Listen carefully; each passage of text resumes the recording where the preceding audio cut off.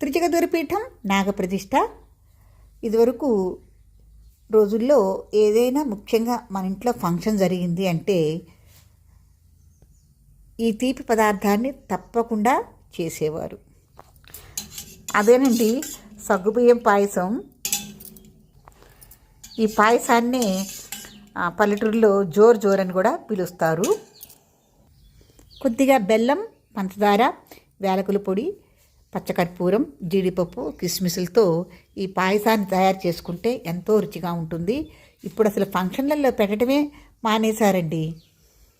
ఇంట్లో ఎవరైనా పెళ్ళికి వచ్చిన పిల్లలు ఉంటే తమాషాగా పల్లెటూర్లలో పెద్దవాళ్ళు మాకు జోరెప్పుడు పెడతావు అని అడుగుతారు. ఈ సగ్గుబియ్యం పాయసం ఆరోగ్యానికి కూడా చాలా మంచిది. తప్పకుండా ఎవరైనా మర్చిపోయి ఉంటే ఈసారి ఫంక్షన్లో తప్పకుండా ఈ సగ్గుబియ్యం పాయసాన్ని మీ ఫంక్షన్లో పెట్టండి.